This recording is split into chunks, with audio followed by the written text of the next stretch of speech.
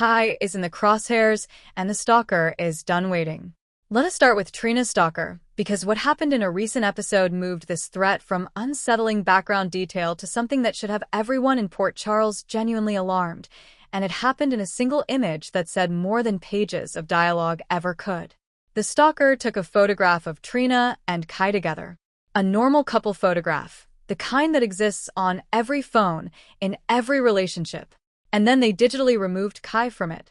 Carefully, deliberately, until the image showed only Trina, standing alone, as though Kai had never been there at all. That act is not random.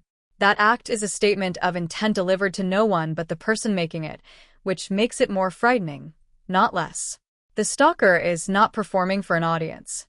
They are clarifying their vision for themselves, getting the picture to look the way they want the world to actually look. Trina alone, Kai gone.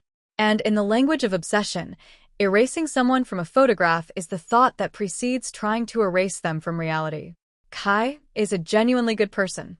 He has been present and supportive and honest in his relationship with Trina in ways that deserve real credit. He showed up for her before the showcase when she had cold feet. He was the partner who celebrated her success, without any of the complicated jealousy that has defined other people's reactions to her rising career. He cared about her in a straightforward and decent way that Trina needed after the devastating loss of Spencer. But the audience has never fully connected to Kai and Trina the way they connected to Trina and Spencer. That relationship, complicated and infuriating and ultimately deeply moving, set a standard that Kai was always going to struggle to reach, simply by virtue of arriving after it. The feelings were real. The chemistry was pleasant. But it never caught fire in the way that the very best soap opera pairings do. And now the show is making a decision about Kai that reflects exactly that reality. The stalker eliminating him from that photograph is not subtle storytelling. It is the writers telegraphing that Kai's time in this story is moving toward a conclusion. Whether that conclusion is a near miss that changes the relationship between Kai and Trina permanently, or whether it is something darker and more final, is the question hanging over every scene Kai appears in from this point forward. The romantic triangle forming between Trina, Kai, and Gio has been developing slowly and organically all summer.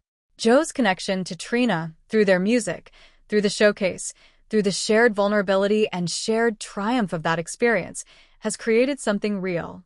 Not romantic yet, not officially, not consciously acknowledged, but present in every scene they share in a way that people who are paying attention can feel.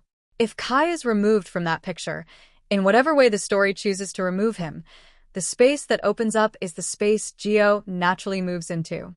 Not because Gio is waiting for it or scheming for it, because Gio is the person who has been there, who showed up, who will show up again when Trina needs someone. Simon gets partially cleared by something specific and observable. His reaction to Kai's existence was not the reaction of a man who wants Trina for himself. He was frustrated that Kai complicated the public image of the duo he signed. He pushed toward Gio and Trina as a pair for professional reasons. A man personally obsessed with Trina does not enthusiastically push her toward another man. So Simon's role in this story is likely more complicated than simple stalker. He may be a separate threat, or he may be connected to the real stalker in ways that are not yet clear. Quinn remains in play. Quinn's history with Trina, his convenient reappearance, the specific nature of his interest during that cafe conversation, none of that has been explained away. And the possibility that the stalker is someone the audience has not yet fully met, connected to Hudson's arrival and the web of secrets surrounding Phoebe and Delilah's story, keeps the mystery genuinely open. What is not open is the danger to Kai. The photograph has been edited. The intention has been signaled. And Port Charles, which has been looking everywhere but in the right direction when it comes to protecting Trina, is about to be forced to reckon with a threat that has been patient and careful and is now very much done being either. Anna crosses the line and Britt disappears. Now let us talk about the moment that this whole summer of Anna's deteriorating mental state has been building toward, because it has arrived, and it is exactly as frightening as everything that preceded it suggested it would be. Anna has kidnapped Britt. Let us sit with that for a moment, because the words themselves do not quite capture the full weight of what this means. Anna, The woman who built her entire identity around justice, around protecting people, around standing between the vulnerable and the dangerous, has become the dangerous thing. The person she spent her career fighting against is now, in this specific and terrible way, what she has become. Peter's voice won. Not because Peter is real. Not because the hallucination has any actual power over the physical world. But because Anna's mind, fractured by everything she went through and insufficiently healed despite the time she spent in treatment, could not hold the line any longer. The voice that told her Britt was responsible, that Britt deserved to suffer the way Anna suffered, that justice required action rather than waiting, that voice found the moment when Anna's defenses were down enough to let it through. And now Britt is somewhere. Not at the hospital. Not at home. Not anywhere the people who care about her know to look. The specific shape of what Anna has done carries its own particular horror. Peter's argument, that Britt should experience the captivity and psychological torment that Anna endured, has apparently convinced enough of Anna's fractured reasoning to become the plan. Anna is not simply targeting Britt for confrontation or accusation. She is recreating her own trauma and imposing it on Britt. She is, in the deepest possible irony, doing to Britt what was done to her. Using imprisonment as punishment. Using isolation as a weapon. Turning her own victimhood into a tool of victimization. That is not the Anna that Port Charles knows. But it is what Anna has become without the support and intervention she needed and did not receive. Liesl is going to be the alarm.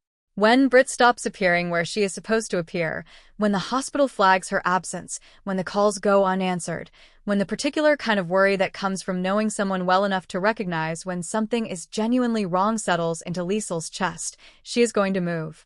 Loudly and immediately, and with the full force of a mother who has already lost too many people she loved, and will not lose this one without fighting with everything she has. Liesl going to Rocco makes emotional sense. Rocco has his own connection to Britt. That night on the pier, the protection she offered, the debt that exists between them in the specific way that shared secrets create bonds. Rocco is going to want to help. He is going to carry his own version of alarm and guilt because Rocco has been carrying guilt about a lot of things this summer, and Britt being in danger is going to activate all of it. And then there is Jason, who noticed something in Anna, who filed it away, who has been moving through his own recovery and his own recalibrations while keeping that quiet observation somewhere accessible. When Liesl and Rocco find him and make the situation real, when the abstract concern about Anna's state becomes the concrete fact of Britt being missing, Jason is going to shift into the mode that has always defined him at his most essential. He is going to find her. Not because of the romance that was supposed to rebuild between them and has not because of the complicated feelings that are still unresolved between them. Because Britt is in danger and Jason does not leave people in danger when he has the ability to do something about it.